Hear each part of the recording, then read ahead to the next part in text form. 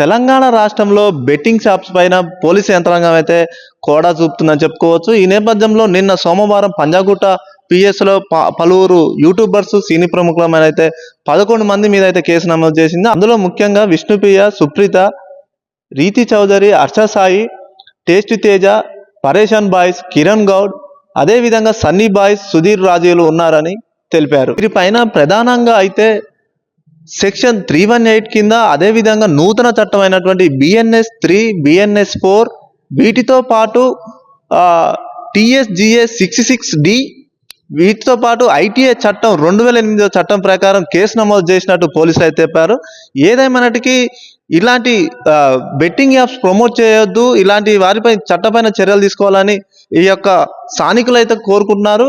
ప్రపంచవ్యాప్తంగా పవన్ కళ్యాణ్ అభిమానులు ఎంతగానో ఎదురు చూస్తున్న హరిహర వీరమల్లు హీరోయిన్ నిధి అగర్వాల్ జెట్విన్ అనే బెట్టింగ్ యాప్ ప్రమోట్ చేయడంతో ఎంతో మంది స్థానికులు అయితే సోషల్ మీడియా వేదికగా చేసుకొని వీసీ సజ్జనార్కి అయితే ఇవన్నీ తక్షణమే చర్యలు తీసుకోవాలని చెప్తున్నారు. ఏదేమైనా ఇలాంటి ఒక స్టార్ హీరోను ఇలాంటి బెట్టింగ్ యాప్స్ ప్రమోట్ చేయడం వల్ల ఎంతోమంది యువత తప్పుదోవ పడే అవకాశాలు ఉన్నాయని సోషల్ మీడియాగా వేదిక తీసుకొని సజ్జనార్కి అయితే విన్నపం చేసుకున్నారని తెలుస్తుంది. ఇలాంటి వారిపైన ఇంకెంతమంది ఉన్నా కానీ వీళ్ళపై చర్యలు తీసుకోవాలని సజ్జనార్కి అయితే తెలియజేస్తున్నారు.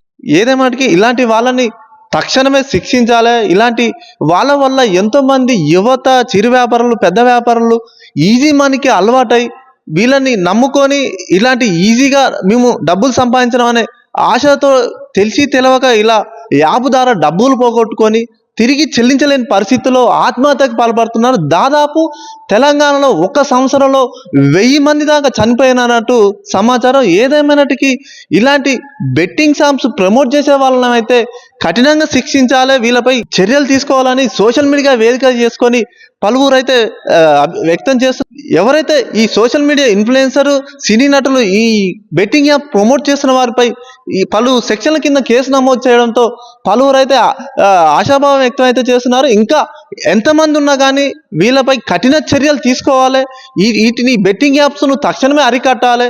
ఎంతోమంది భావితరాలకు భవితనిచ్చే యువత ఎంతో మంది గ్రామీణ ప్రాంతాల నుంచి ఢిల్లీ దాకా ఈ యొక్క ఈజీ మనీకి అలవాటై ఇలాంటి బెట్టింగ్ షాప్తో మోసపోయి వాళ్ళు నిరాశలై అప్పు చెల్లించలేక ఎంతోమంది యువత మధ్యలోనే ఈ యొక్క ఆత్మహత్యకు పాల్పడుతున్నట్టు సమాచారం.